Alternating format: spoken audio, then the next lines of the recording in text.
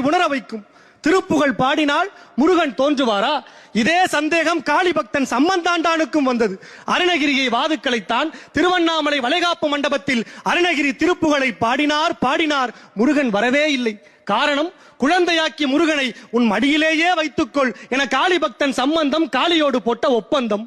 மதுரவாணி தானாட, மணலில் வேதன் ஆறாட, மருவு வானில் உளோராட, மதியாட வனச மாமியாராட, நெடிய மாமனாராட, மயிலும் ஆட நீ ஆடி வரவேணும் என திருப்புகளில் கடவுளோடு மயிலையும் இணைத்த அருணகிரி பாட, மயில் தோகை விரித்தாட, பார்வதி பாலமுருகனுக்கு மயிலை காட்ட, மயிலேறி பாலமுருகன் 16வது தூணை புலந்து தன் கன்னி தமிழ் முகத்தை காட்டினான். திருவண்ணாமலையில் இன்றைக்கும் திருப்புகழ் சாட்சியாய் ஒரு தூணிலிருந்து புறப்பட்ட சந்நிதியே இருக்கிறது. அன்னை காளியின் மீது சம்பந்தாண்டான் கொண்ட பக்தியை விஞ்சியது அன்னை தமிழ் மீதும் ஆறுமுகத்தின் மீதும் அருணகிரி கொண்ட பக்தி. பக்தி இலக்கியம் ஆன்மீக பணிக்கு மட்டுமா அடித்தளம்?